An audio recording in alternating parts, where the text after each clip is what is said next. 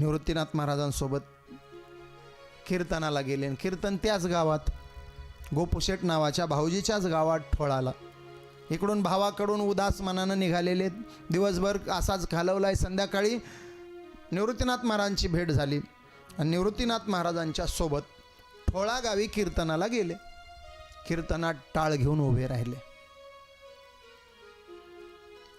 आणि टाळ घेऊन उभं राहिलेले असताना, आता जुन्या काळातली मंदिरं थोडे गावाच्या बाहेर, आजूबाजूला साफसफाई नाही. एक विषारी साप आला आणि पाठीमागून येऊन महाराजांच्या पायाला दंश करून निघून गेला. पण कीर्तनात टाळ टेकावा कसा, कीर्तनात बसावं कसं, कीर्तनात आरडावं कसं, काहीतरी साप चावल्याची जाणीव नाही, काहीतरी चावून गेलंय.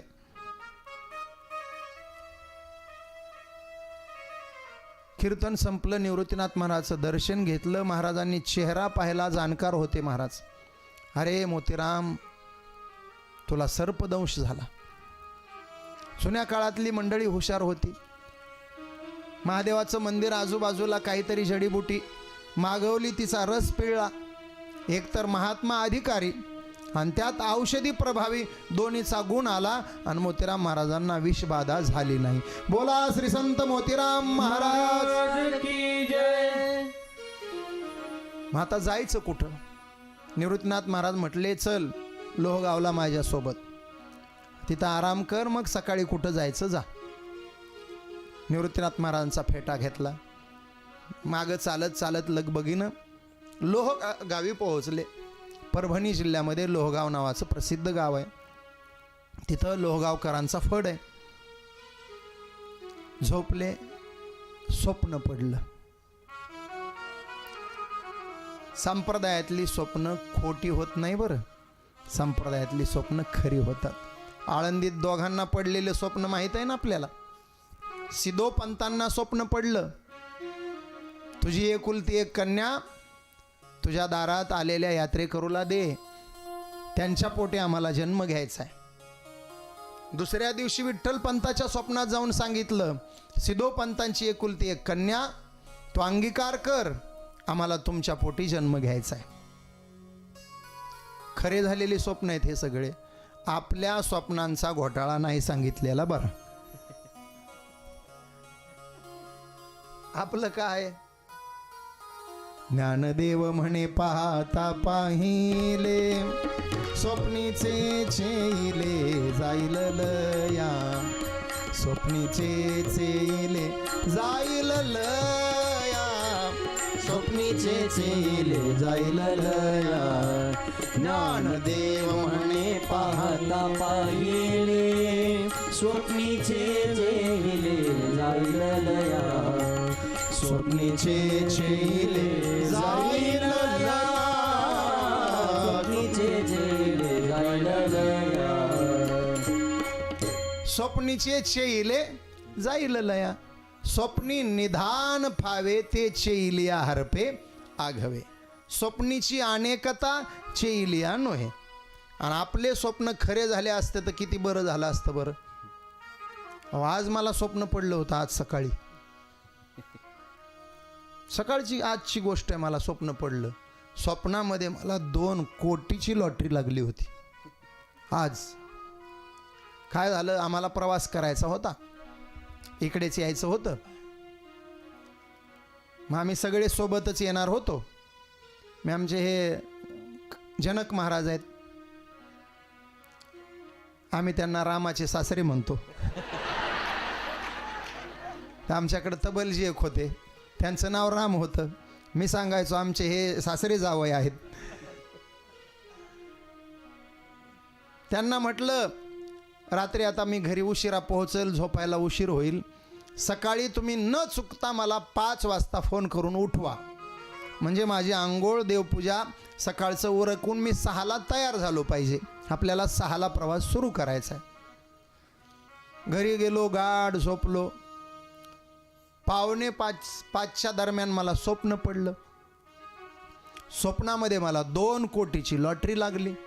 मला आनंद झाला. मी तिकीट विक्रेत्याकडे गेलो, त्याला म्हटलं हे पहा मला लॉटरी लागली. तो म्हणला महाराज खूप बरं झालं वा, माझ्याकडून घेतलेल्या तिकिटाला आणि तुमच्यासारख्या पुण्यवान माणसाला लॉटरी लागली, मला आनंद झाला. मी म्हणलं आनंद झाला म्हणू नको, पैसे काढ. तो म्हणला माझ्याकडे जर 2 कोटी असते तर मी तिकीट कशाला विकले असते. म्हणलं मग कुठे असतात पैसे. तो म्हणला मुंबईला असतात, हेड ऑफिसला जावं लागेल. मी म्हणलं चल. तो म्हणला कशानं जायचं. म्हणलं वेडा आहेस का तू. कशानं म्हणजे 2 कोटी मिळालेत, विमानानं जाऊ म्हटलं. योगायोगानं आमचे सासरे मुंबईला राहतात. विमानात बसण्यापूर्वी सासऱ्याला फोन केला, 2 कोटीची लॉटरी लागली, गाडी घेऊन या आणि 2 सुटकेस घेऊन या, आपल्याला सुटकेस भरून पैसे न्यायचेत. सासरे हौसी महाराज मोठी गाडी घेऊन आले, 2 सुटकेस घेऊन आले. विमानतळाला मला घ्यायला उतरलो, त्यांच्या गाडीत बसलो, हेड ऑफिसला गेलो. त्यांनी म्हटले महाराज 2 कोटीची लॉटरी जरी लागली तरी पैसे तेवढे मिळत नसतात. 14% राज्याचा आणि 14% केंद्राचा GST वजा होत असतो. TDS कापून पैसे मिळतात. मी म्हणलं असं आहे का. मग 28 लाख म्हणजे 56 लाख वजा होतील. हो द्या म्हटलं. 1,44,00,000 तरी कुठं मिळणार आहेत, द्या म्हटलं मला. ते म्हणले मग काय RTGS करू, चेक देऊ. मी म्हणलं RTGS नाही, चेक नाही, कॅश पाहिजे आपल्याला. म्हणले चला बँकेत जाऊ. ते मुख्य मॅनेजर बँकेत माझ्यासोबत आले. बँकेमध्ये त्यांनी चेक दिला, बेरर चेक. मग त्या चेकचे पैसे 1,44,00,000 2 सुटकेस भरल्या. आता त्या सुटकेस घेऊन मॅनेजर साहेब उभे होते. त्या सुटकेस माझ्या हातात घ्यायच्या होत्या, तेवढ्यात यांचा फोन वाजला. मी गडबडीनं जागा झालो, उचललो. रामकृष्ण हरी. ते म्हटले महाराज उठलात का. मी म्हणलं समोर असता तर मोबाईल फेकून आणला असता. अरे 2 मिनिटं झोपू दिला असतं तर 1,44,00,000 घरी घेऊन आलो असतो. वरचे 4 लाख तुम्हाला दिले असते. ते म्हणले असं आहे का, झोपा की मग अजून थोडा वेळ. आता मला सांगा, मी 2 तासही झोपलो तरी ते 1,44,00,000 मिळतील का. बरं मिळालेच तर त्या पैशाचं डिझेल टाकून मला परळीवरनं इथपर्यंत येता येईल का. आपलं म्हणजे असले स्वप्न आहेत. बरं आहे, लॉटरी तरी लागते स्वप्नात. काही जणाच्या मागं तर कुत्रेच लागतात, हाड हाड हाड म्हणतच उठतात. आपली स्वप्न असली आहेत. स्वप्नात काय यावं, स्वप्नात देव यावा, स्वप्नामध्ये संत यावेत, स्वप्नामध्ये भजन कीर्तन यावं, स्वप्नामध्ये तुकोबारायासारखा अनुग्रह व्हावा. अरे 2 स्वप्न पडले सिद्धोपंताला आणि विठ्ठलपंतांना.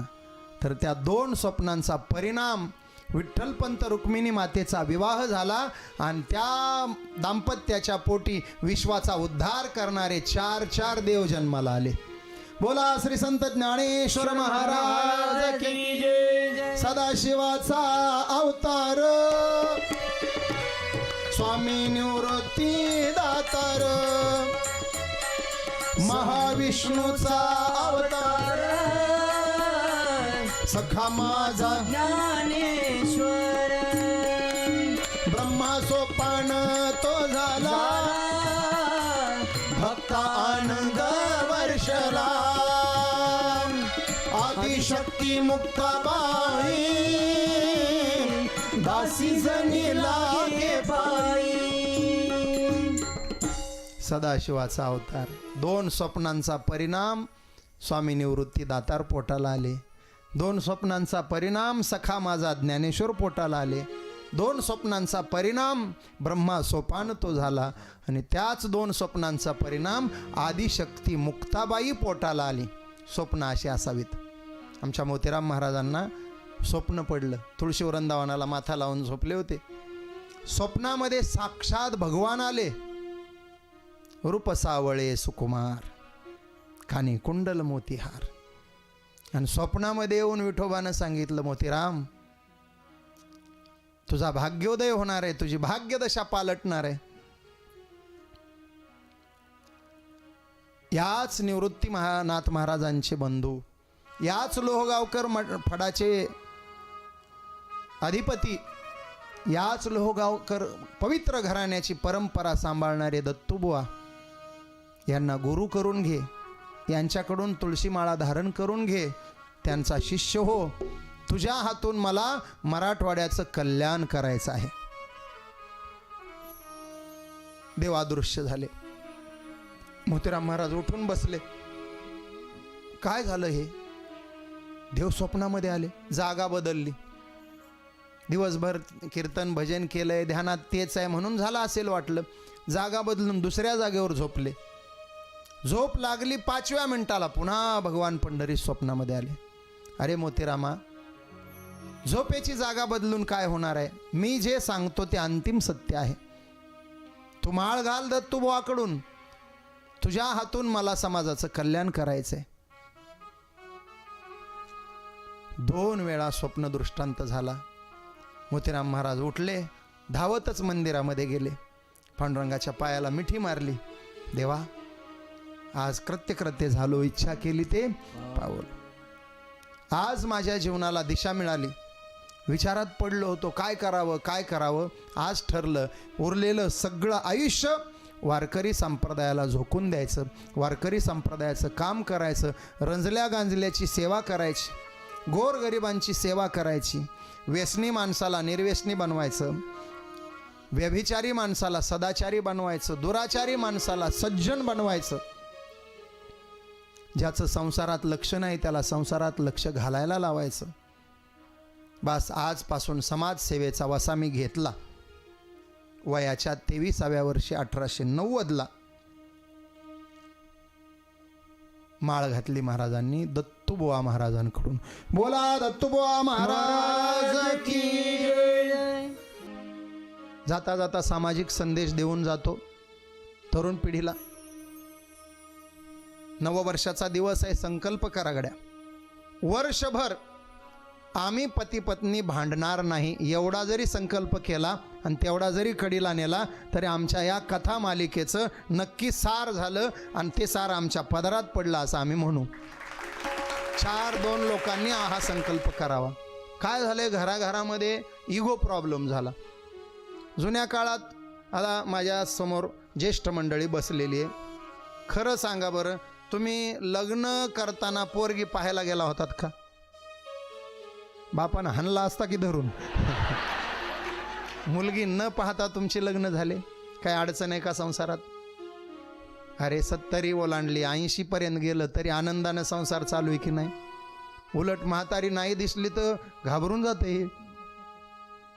होय आजी? आणि म्हातारं जरा घरी उशिरा आलं तर कसं होतंय बरं? काळजी असते म्हातारीला. म्हातारं मंदिराकडे गेलं, वापस नाहीच आलं लवकर, म्हातारीची काळजी.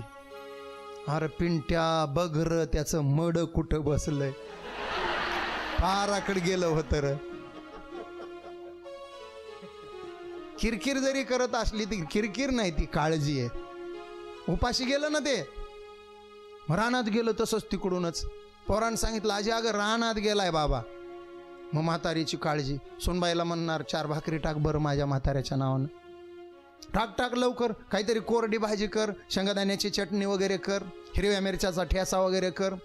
त्या 4 भाकरी लगबगीनं चिंदकामध्ये बांधणार. चिंदूक कळते ना, धुडक कपडा, त्याच्यात 4 भाकरी ठेवणार, त्याच्यावर त्या कोरड्या भाज्या, ठेसा, हिरवी मिरची काय असेल ते ठेवणार. खाराची फोड कळते का? लोणचं खाराची फोड, त्याच्या गाठी बांधणार आणि पिंट्याला बोलून पिंट्या इकडे ये, ह्या 4 भाकरी घे, मळ्यात ने आणि त्याच्या घाल त्याच्या मड्यावर एकदा. आता सांगा बरं, आणि त्याचं मड खरंच तिकडून आल्यास मळ्यातून कसं होईल बरं? रडायला गाव पुरायचं नाही. प्रश्न मड्याचा का प्रश्न भाकरीचा आहे? प्रश्न भाकरीच आहे. तळमळ आहे तिची. सकाळपासून उपाशी गेलं. मी करत होते तेव्हा 8ला जीव घालत होते. सुनांच्या हातात जरा ढिलाई आली, 10 वाजले तरी माझं म्हातार भाकर मिळेना त्याला. ही काय आहे म्हातारीची काळजी. सुखानं झाले की नाही संसार? आताच काय बिघडलो? 4 वेळा पोरीला पाहायला जातो, एकदा आईला घेऊन, एकदा बहिणीला घेऊन, एकदा मित्राला घेऊन, एकदा स्वतः जातोय चोरून. 4 वेळा बघून येतंय, साखरपुड्यानंतर लग्नापर्यंत 17 वेळा व्हिडिओ कॉलवर बोलतंय. आणि व्हिडिओ कॉलवर काय बोलत आहे? जेवलीस का आणि झोपलीस का आणि का जेवणा झालीस, आणि तू नाही जेवली तर मी नाही जेवणार, घे फाशी आता. आणि एवढं करून लग्न होतंय आणि 1.5 वर्षात म्हणतंय मला घटस्फोट हवाय, बुटानं हाणला पाहिजे धरून. अरे काय चाललंय? विवाह संस्कार, विवाह संस्कृती. अरे पाळण्याला बाशिंग बांधून लग्न झालीत काही लोकांचे.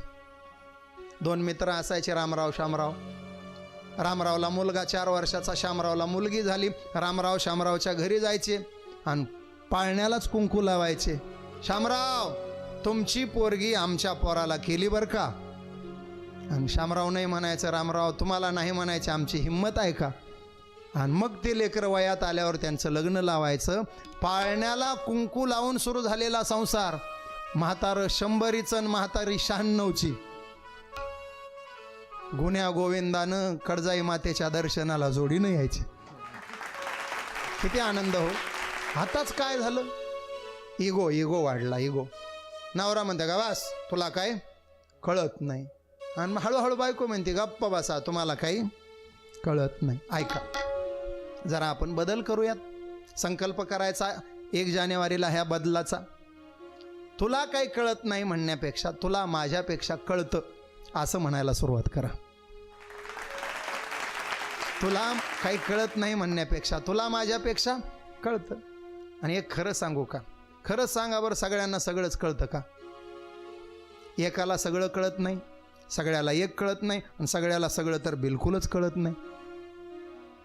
एकाला सगळं कळत नाही, सगळ्यांना एक कळत नाही, सगळ्यांना सगळं बिलकुल कळत नाही. मला काय कळतं हे आयुष्यभर नाही कळलं तरी चालेल, मला काय कळत नाही हे आधी मला कळलं पाहिजे.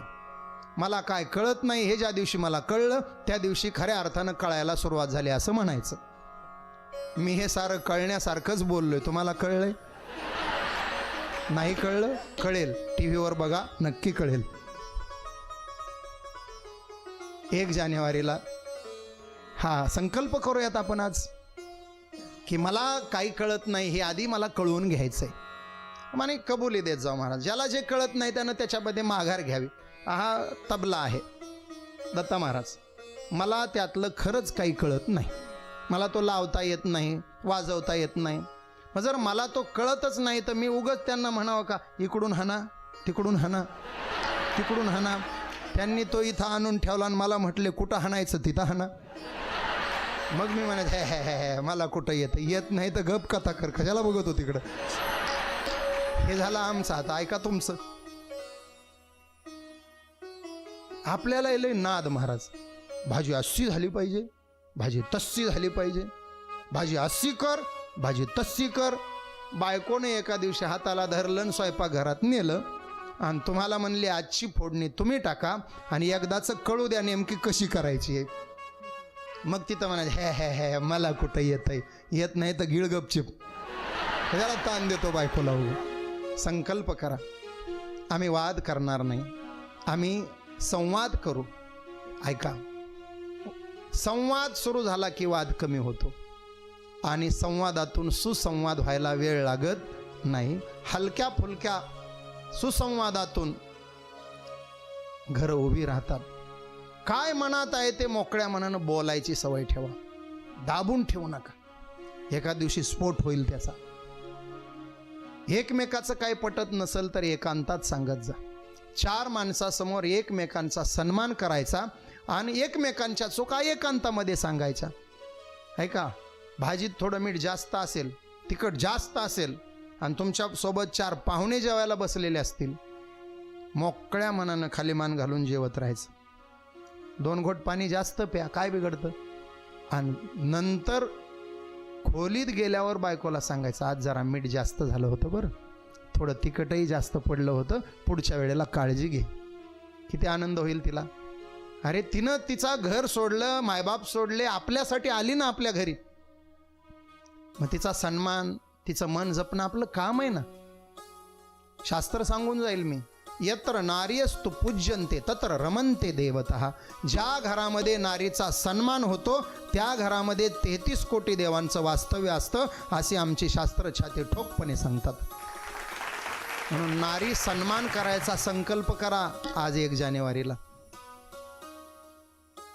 अरे माझी मुक्ताई एक स्त्रीच होती ना, माझी जनाई एक स्त्रीच होती, माझी जिजाऊ एक स्त्रीच होती, माझी अहिल्या एक स्त्रीच होती. शुकाचार्यांना जन्म देणारी एक स्त्रीच आहे, हनुमानाला जन्म देणारी एक स्त्रीच आहे, प्रल्हादाला जन्म देणारी एक स्त्रीच आहे. निंदा मत कर नारी की, नारी रतन की खान, जिस नारी से पैदा हुए शुक भीष्म और हनुमान. संकल्प करायचा हा.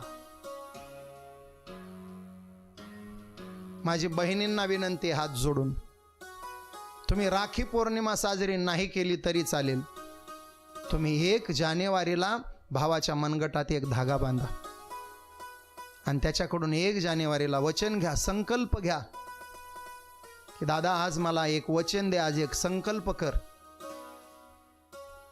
माझ्याकडं बहीण म्हणून तू ज्या पवित्र भावनेनं पाहतो त्याच पवित्र भावनेनं या शहरातल्या सगळ्या मुलींकडं मी पाहिल, हे वचन तुला 1 जानेवारीच्या दिवशी देतो. कशाला अत्याचार होतील महाराज, कशाला अन्याय होईल आणि कशाला स्वैराचार होईल. संकल्प. पती पत्नी सुसंवाद असावा. घरं उभी राहतात, आम्हाला घरं उभी करायची, घरं फोडायची नाहीत, घरं तोडायची नाहीत. काय माऊलींचं जीवन आहे महाराज, समाजाप्रती समर्पित. आणि काय त्या आईचं जीवन आहे, 7 लेकरांचा संसार, विना तक्रार संसाराचा गाडा ती माऊली हाकते.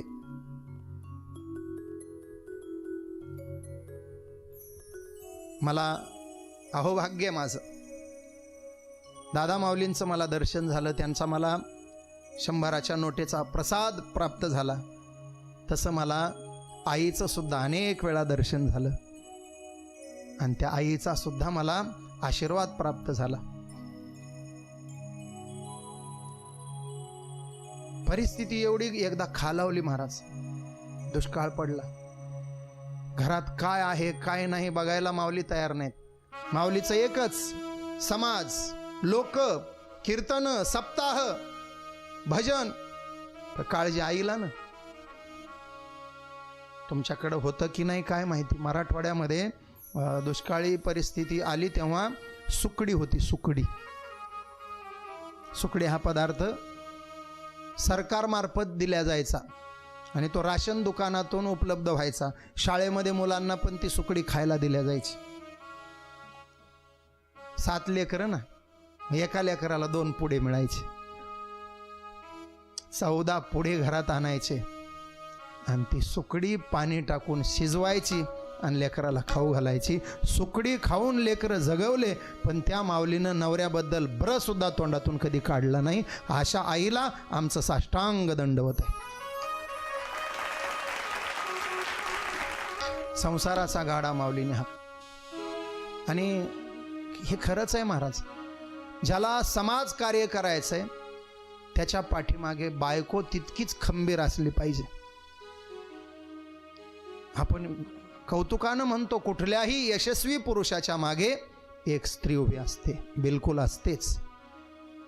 महात्मा गांधीजी म्हणायचे, स्त्री ही काही क्षणाची पत्नी आणि अनंत कालाची माता असते. या भावनेनं प्रत्येक पुरुषानं जगलं पाहिजे. आणि हे माऊली दादांच्या आणि भागीरथी माईच्या चरित्रातून आपल्याला लक्षात येणार आहे. म्हणून या कथा मालिकेला जी टॉकीजनं जे नाव दिलं ते अगदी सार्थच आहे. भागीरथी माई आणि माऊली दादांकडे पाहून आपण सगळ्या भाविक भक्तांनी म्हणावं, तुम्ही संत मायबाप कृपावंत. साखरवाडी नावाचं गाव आहे. तिथं माऊली दादांना ज्यांनी परमार्थाची दीक्षा दिली किंवा ज्यांना माऊली दादा गुरु मानायचे, बाळनाथ महाराजांची समाधी आहे. आता खूप झालं म्हटले, अन्नदान झालं, परमार्थ झाला, पारायण झाले, कीर्तन झाले, आत्मउद्धाराचंही काही केलं पाहिजे ना. अनुष्ठानाला बसायचं ठरवलं आणि बाळनाथाजवळ जाऊन अनुष्ठान केलं. 12 दिवसाचं अनुष्ठान. 12 दिवसात अन्न नाही, दिवसात फक्त एक वेळेला कपभर दूध घ्यायचं आणि तहान लागेल तर घोडभर पाणी प्यायचं. दूध आणि पाण्यावर 12 दिवसाचं अनुष्ठान बाळनाथाच्या समोर केलं. बाळनाथ 12व्या दिवशी स्वप्नात आले, दृष्टांत दिला, आताच असं काही भलतं सलतं करू नको, तुझा देह महत्वाचा आहे, अजून फार तुला समाजकार्य करायचं आहे, जेव्हा योग्य वेळ येईल तेव्हा मी तुला माझ्या सेवेमध्ये बोलवून घेईल आणि मलाही तुला दूर लोटायचं नाही, माझ्या सेवेत आणायचं आहे आणि तुला माझ्याच जवळ आणून समाधिस्थ करायचं आहे. गुरूंनी स्वप्न दृष्टांत बाळनाथ महाराजांनी दिला. आळंदीची यात्रा, पंढरीची यात्रा, तेरची दिंडी, माऊलींनी अजन्म हे व्रत घेतलंय. आळंदी पंढरीची वारी चुकू दिली नाही आणि तेरची दिंडी खंडित होऊ दिली नाही. सप्ताह केले, पैठणला सप्ताह, रामेश्वरला सप्ताह, त्र्यंबकेश्वरला सप्ताह, सगळं भारत भ्रमण केलं माऊलींनी. बद्रीनाथला सप्ताह, केदारनाथला सप्ताह, 4ही धामाला, जगन्नाथपुरीला, रामेश्वरला, द्वारकेला, जेवढे आपले भारत देशातले मोठे मोठे क्षेत्र आहेत, तीर्थ आहेत, सप्तपुऱ्या आहेत, 4 धाम, 7 पुऱ्या, 7ही पुऱ्यांच्या ठिकाणी सप्ताह, अयोध्यापुरी, काशीपुरी, 4 धामाच्या ठिकाणी सप्ताह केले. पंढरीला मात्र जीवाच्या आकांतानं आणि आंतरिक तळमळीनं जायचं. कुठलाही वारकरीन, कुठलाही संत घ्या महाराज, त्यांना पंढरी आपलं माहेर वाटतं. पंढरी माझे माहेर साजनी, किंवा माझे माहेर पंढरी आहे भिवरेच्या तेरी, किंवा ज्ञानोबाराय सुद्धा किती गोड बोलले महाराज. जाईन गे माय तया पंढरपुरा, भेटे न माहेरा आपुल्या. पंढरी काय साधी आहे का महाराज? रूप हे सावळे, गोड ते गोजिरे, पंढरी वैकुंठ प्रत्यक्ष भुवरी. साक्षात भगवान चतुर्भुज भगवान तिथे येऊन उभे आहेत, कटिकर ठेवून या विटेवरी उभा आहे परमात्मा. पंढरपूरला कुठल्याही वारकऱ्याची भावना महाराज तुकोबारायांनी शब्दबद्ध केलंय. माऊलींना असा पंढरीचा ओढा लागायचा. महिला मंडळी, कितीही वय झालं तर दिवाळीच्या सणाला तुम्हाला काय वाटतं? बोला की बोला की. कितीही वय झालं तर दिवाळीच्या सणाला एक दिवस तरी काय वाटतं? माहेरला गेलं पाहिजे. आमच्या वारकऱ्यांचं माहेर आहे ते. वर्षभर कुठेही राहू, कितीही राबू, पण वर्षात काठी एकदा आषाढी कार्तिक म्हणजे वारकऱ्याची दिवाळी. दिवाळीच्या मुळा लेकी असावली, पाहतसे वाटुली पंढरीची. आमचे तुकोबाराय बोलतात, दिवाळीच्या मुळा लेकी असावली. माऊलींना तसं होऊन जायचं. दिवाळीचा मुराळी यावा. काय शब्द आहेत आणि काय भावना आहेत महाराज. याच्यात 2 गोष्टी आहेत बरं. माहेराची ओढ पण आहे आणि स्वाभिमान पण आहे. महिला मंडळ, दिवाळीला माहेरला जावं वाटतं, पण मुराळी आल्याशिवाय जाता येतं का? भावना बघा कशी आहे. जायची तर इच्छा आहे, पण मुराळी आला पाहिजे. कारण बिगर मुराळ्याचं गेलं तर सासरची मंडळी म्हणणार, आलं का पिसू कोणी ह्याच्या माहेरचं, गेलं पिशवी उचलून तसंच. भावना माहेरला जाण्याची तळमळ आहे, पण मुराळी आला पाहिजे. तुकोबाराय तसं म्हणतात, देवा आम्हाला तुझ्या भेटीची ओढ आहे, पण मुराळी आल्याशिवाय येणार नाही. तुका म्हणे मज आठवा, मूळ लवकरी पाठवा. आम्हाला मूळ पाठवा तरच आम्ही येऊ. आम्ही स्वाभिमानी लेकी आहोत तुमच्या. काही निरोप का मूळ, काही निरोप आला का, काही मूळ आला का. आणि मग तो निरोप मागवायचा असतो. तुम्ही सनकाधिक संत म्हणविता कृपावंत, एवढा करा उपकार, सांगा देवा नमस्कार. माऊलींचे डोळे भरून यायचे. पंढरपूर म्हटलं की आळंदीची यात्रा, पंढरीची यात्रा, तेरची दिंडी, भारत भ्रमण झालं. 12 ज्योतिर्लिंग आहेत ना, 12ही ज्योतिर्लिंगाच्या ठिकाणी माऊलींनी सप्ताह केले. कीर्तन करत असताना माऊली ज्ञानापेक्षा प्रेमावर जोर द्यायचे. प्रेमभरीत कीर्तन, रसभरीत कीर्तन माऊलींची. विनम्रता अंगात ठासून भरलेली. लोकांना व्यवहार शिकवावा माऊलींनी. हे भावाभावांनो, भांडणं करू नका बरं. अरे आयुष्य किती आहे, बापाची इस्टेट आहे, पोरांनी आनंदानं खात जावी. बांधावरून भांडणं नका करत जाऊ. भावाभावांना शिकवावं, जावाजावांना शिकवावं. पोरींनो, त्या भावाभावाचा फार जीव असतो ग एकमेकीमध्ये, पण तुम्ही आल्यावर ते दोन घरं करता, वेगळं करता आणि ते भावाभावातलं प्रेम संपवता. नाती जपली पाहिजे महाराज. अहो माणसं म्हणतात मला मोठं व्हायचंय, मला मोठं मला यशस्वी व्हायचंय. व्हा ना यशस्वी, मोठे व्हा. पण यशाच्या शिखरावर उभा असताना तुमच्या यशाचा आनंद ज्यांच्याबरोबर साजरा करायचा आहे ते नातेवाईक तर जवळ ठेवा. यशस्वी व्हाल आणि आनंद साजरा करायला कोणीच जवळ नसेल तर त्या तुमच्या यशाला काडीची किंमत राहणार नाही. माणसं जपायची महाराज, नाती जपायची.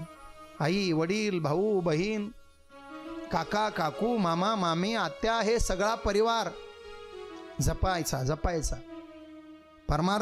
परमार्थाच्या जागेवर व्यवहार, व्यवहाराच्या जागेवर. हे माऊलीने कीर्तनातून शिकवावं. आणि सगळ्यात मोठं भजन करा. माऊलीचं एक जप करत जा, नामस्मरण करत जा, भजन करत जा. वाणी भजनानं पवित्र होते. लोकांना सांगायची तोंडावर मर्यादा ठेवा, बोलण्यावर मर्यादा ठेवा. साच आणि मवाळ, मिथिले आणि रसाळ, शब्द जैसे कल्लोळ अमृताचे. थोडं बोलत जा, गोड बोलत जा, खरं बोलत जा, खोटं बोलत जाऊ नका, जास्त बोलत जाऊ नका. अनंत वाचाळ बरळती, हे माऊलींचे कीर्तन. राष्ट्रसंत भगवान बाबांच्या कीर्तनात माऊलींना बऱ्याच ठिकाणी ऐकण्याचा योग आला. आणि पुन्हा भगवान बाबांच्या नंतर प्रातस्मरणीय भीमसिंह बाबा गडावरती बसले. तर भीमसिंह बाबांनी नारळी सप्ताहामध्ये माऊली दादांचं कीर्तन ठेवावं. स्वतः मांडी घालून खाली कीर्तनात भीमसिंह बाबांनी बसावं आणि माऊली दादांनी रसभरीत प्रेमभरीत कीर्तन करावं. साखरवाडी सांगितली ना मी. बाळनाथ ज्ञानयोगी बाळनाथ महाराजांची समाधी श्रावण महिन्याच्या 3ऱ्या सोमवारी तिथं यात्रा भरते. आणि त्यावेळेला बाळनाथाची पालखी गावात मिरवायला येते. आवडीनं माऊलींनी जावं आणि बाळनाथाच्या पालखीला खांदा द्यावा आणि म्हणावं, माझे जोग महाराज म्हणायचे माऊलीच्या पालखीचा मी भोई होतो, तसं हा ज्ञानेश्वर माऊली बाळनाथाच्या पालखीचा मागच्या जन्मापासून भोई आहे, म्हणून मी खांदा द्यायला आजही येतोय. बाळनाथाची सेवा घडली. भाविकांचा आग्रह झाला, महाराज योगायोगानं 2 मुलं आहेत तुम्हाला, दोन्ही संस्थानं ताकदीनं सांभाळतील ते. नारायण महाराजांना पिंपरीला थांबू द्या आणि महादेव महाराजांना अर्थात तात्यांना घेऊन तुम्ही चाकरवाडीला या, म्हणजे तेही संस्थान चालू राहील. अन्नदान, शिवरात्रीचा उत्सव आणि इथेही बाळनाथाची सेवा आपल्या कुटुंबाला घडेल. भाविकांचा अत्यंत पराकोटीचा आग्रह झाला. त्या आग्रहास्तव बाळनाथ गुरूंची सेवा करण्यासाठी माऊली महाराज महादेव तात्यांना सोबत घेऊन चाकरवाडीला आले. नारायण महाराज उत्तरेश्वर पिंपरीला ठेवले आणि महादेव तात्यांना चाकरवाडीला घेऊन आले. 1994-95 साली चाकरवाडीमध्ये स्थायिक झाले. गावकऱ्यांनी सुंदर असा वाडा बांधला. त्या वाड्यामध्ये महादेव तात्या समवेत महाराज राहू लागले. मग गावानं जर आपल्याला एवढं आग्रहानं बोलवलं आहे तर आपणही गावाची सेवा केली पाहिजे. ओंकारेश्वर मंदिराचा जीर्णोद्धार केला, विठ्ठल रुक्मिणी मंदिराचा जीर्णोद्धार केला, हनुमान मंदिराचा जीर्णोद्धार केला आणि भव्य असं श्रीराम मंदिर माऊली महाराजांनी साखरवाडीमध्ये निर्माण केलं. बोला प्रभू रामचंद्र भगवान. जसा उत्तरेश्वर पिंपरीला शिवरात्रीचा भव्य सोहळा व्हायचा तसाच सोहळा साखरवाडीतही माऊलींनी घडवून आणला. सगळं जीवन तृप्त झालं. माऊलीचं आता वय झालेलं आहे. सगळा समाज माऊलींवर जीवापाड प्रेम करतोय. लाखोनं समुदाय अमावास्येला गोळा होतोय. एके दिवशी असंच माऊली खोलीमध्येच देवपूजा करतायत. सकाळची आणि काहीतरी पूजेचं सामान आणायचं म्हणून या खोलीतून त्या खोलीत गेले आणि एक नारळ, कारण ते नारळ आणि विभूती भक्तांना द्यायचे, कुठून कसा घरंगळत आला माऊलीच्या पायाखाली. माऊलीच्या लक्षात नाही आलं. नारळावर पाय पडता पडता नारळ सटकलं आणि पाय घसरून माऊली धाडकन पडले. पाय आधू झाला. पुण्याला आणलं माऊलींना. आठोकाठ प्रयत्न केले डॉक्टरांनी, पण इलाज काही झाला नाही. तिथून हैदराबादला अपोलो रुग्णालयामध्ये माऊलींना घेऊन गेले, पण तिथेही डॉक्टरांनी हात टेकले. तात्या सोबत आहेत, भक्त परिवार सोबत आहे. माऊलींनी सांगितलं, बाळनाथाचं स्मरण करा, माझ्या बाळनाथ गुरुचं संस्थान सांभाळा, माझ्या भाविकांसाठीचं अन्नदान बंद करू नका. आता मी बाळनाथांच्या चरणाशी विलीन व्हायला जातोय. दोन्ही हात जोडले, गुरु महाराजांचं स्मरण केलं, माऊलीचं स्मरण केलं आणि वटपौर्णिमेच्या दिवशी 16 जून 2000 साली माऊलींची प्राणज्योत मालवली. रात्री 9 वाजले हैदराबादवरनं चाकरवाडीला यायला. जे राम मंदिर माऊलींनी उभं केलं होतं त्याच राम मंदिरामध्ये माऊलींना बसवण्यात आलं समाजाला अंत्यदर्शन देण्याकरता. दुसऱ्या दिवशी 2 वाजेपर्यंत माऊलींचं अंत्यदर्शन भाविकांनी घेतलं. महाराष्ट्र शासनानं हेलिकॉप्टरने माऊलींच्या अंत्ययात्रेवर पुष्पवृष्टी केली. माऊलींना समाधीत बसवायचं होतं, जागा खणली तर तिथं पाणी लागलं. मोटरी लावून पाणी बाजूला काढलं. रथातून अंत्ययात्रा, हलका हलका पाऊस आला अंत्ययात्रेच्या वेळेला. अशा महात्म्याच्या अंत्ययात्रेला मेघराज तरी कशी गैरहजेरी लावेल. आणि त्या दिवशी माऊलींना समाधी देण्यात आली. असा थोर महात्मा 2000 साली आम्हा लेकरांना वनवासामध्ये टाकून गुरु बाळनाथाच्या चरणाशी विलीन झाला. अशा थोर महात्म्याचं चरित्र आपल्याला सरत्या वर्षाच्या निरोपाला आणि इंग्रजी नव्या वर्षाच्या स्वागताला झी टॉकीजच्या माध्यमातून करता आलं. तेव्हा झी टॉकीजला धन्यवाद देऊ आणि माऊलींच्या प्रति आदराची भावना ठेवून तुम्ही संत मायबाप ही भावना व्यक्त करू. ग्रामदैवत खडजाई माता मंदिरामध्ये मोर मारेवाडी, माऊ, समस्त ग्रामस्थ गभालेवाडी, डोंगरवाडी, दवनेवाडी, तालुका मावळ, जिल्हा पुणे या सर्व भाविक भक्तांच्या सहकार्याने हरिभक्तीपरायण किसन महाराज गवारी, अध्यक्ष श्री क्षेत्र कोंडेश्वर दिंडी, हरिभक्तीपरायण गणेश महाराज जांभळे, अध्यक्ष श्री विठ्ठल परिवार मावळ, तुकाराम भाऊ गवारी सरपंच, अनंताभाऊ हेमाडे युवा नेते, मनोहरदादा हिले युवा नेते, काळूदादा गव्हाले देवीचे पुजारी, पांडुरंग मधुकर मोरमारे. विशेष सहकार्यामध्ये आमचे दीपक भाऊ मोरमारे उद्योजक, विकास भाऊ येनपुरे उद्योजक, डॉक्टर अशोक विठ्ठलरावजी दाते यांच्या सौजन्याने तुम्हा सर्व भाविकांच्या उत्स्फूर्त सहकार्याने हा सोहळा. प्रणवदादा जांभळे यांनीही आपल्याला अनेक परीनं सहकार्य केलेलं आहे आणि विशेष कौतुक करावं ते साऊंड सिस्टीम देणारे आमचे जगन्नाथ भाऊ, त्यांच्यासाठी मात्र टाळ्याच वाजवा. अतिशय प्रेमळ व्यक्तिमत्व ह्या सगळ्यांनी खूप तोलामोलाचं सहकार्य केलं. या सगळ्यांप्रती आदराची भावना ठेवू, कडजाई मातेच्या चरणी त्रिवार नतमस्तक होऊ आणि माऊलींचं ध्यान डोळ्यापुढं ठेवून, माऊलींचं परमार्थ डोळ्यापुढं ठेवून आजच्या चिंतन सेवेला याच ठिकाणी विराम देऊ. पुंडलिका वरदे हरी विठ्ठल श्री ज्ञानदेव खडजाई माता की जय, माऊली ज्ञानेश्वर महाराज की जय, माऊली दादा महाराज की जय. आरती ज्ञान राजा महाकैवल्य तेजा, सेवेती साधू संत मनोवेदला माझा.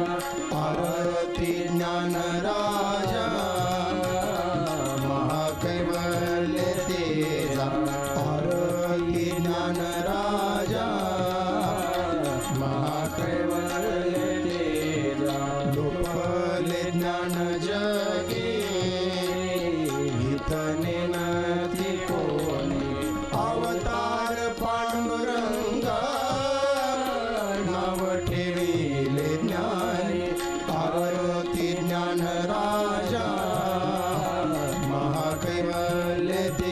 माझा सेवेती साधू संत मनोवेदला माझा प्रगट गुह्य बोले विश्व ब्रह्मची केले राम जनार्दनी पायी प्रकसिठे आरती ज्ञान राजा महाकैवल्य तेज सेवेती साधू संत घालीन लोटांगण बंदीन चरण डोळ्याने पाहिन रूप तुझे प्रेमे आलिंगन आनंद पूजन भावे वाळीन म्हणे नावा विठ्ठल रुक्माई ठोबा रुक्माई विठ्ठल रुक्माई ठोबा रुक्माई पुंडलिका गुरुदेव हरी विठ्ठल श्री ज्ञानदेव तुकाराम माऊली ज्ञानेश्वर महाराज की जय जगद्गुरु तुकाराम महाराज की जय कडदाई माता की जय सद्गुरु जोग महाराज की जय। मराठवाड्यामध्ये जनमानसामध्ये परमार्थ रुजवणारे संत सत्पुरुष माऊली महाराज चाकरवाडीकर यांचं महत्त्वपूर्ण असं भक्ती मार्गातलं कार्य कथेमधून आपण समजून घेतलेलं आहे। एकूणच गेले काही भाग आपण जी कथा श्रवण करतोय त्यामधून काही संत सत्पुरुषांचं महत्तम कार्य आपल्याला जाणून घेता आलेलं आहे। एक गोष्ट आपल्याला लक्षात येते का, हे सगळे संत जे आहेत ते आपल्या महाराष्ट्र भूमीत जन्माला आलेले आहेत। म्हणजे बघा काय पवित्र भूमी आहे आपली महाराष्ट्र भूमी, संत सज्जनांची आहे, वीर सत्पुरुषांची आहे। या सगळ्याच वीर संत सज्जनांपुढे आपणही नतमस्तक होऊया आणि गेले काही भाग इतक्या छान पद्धतीनं ज्यांनी आपल्याला कथेमधून मार्गदर्शन केलं ते भागवताचार्य हरिभक्तीपरायण तुकाराम महाराज मुंडे शास्त्री यांचे देखील आभार व्यक्त करूया। आणि या भागात इथेच थांबताना पुन्हा एकदा इंग्रजी नववर्षाच्या तुम्हा सगळ्यांना खूप खूप शुभेच्छा। भेटूया उद्याच्या भागात आपल्या आवडत्या कार्यक्रमात गजर कीर्तनाचा सोहळा आनंदाचा, को पावड बाय गोपुरम कुंकू आणि हळदी पावडर। जय जय रामकृष्ण हरी।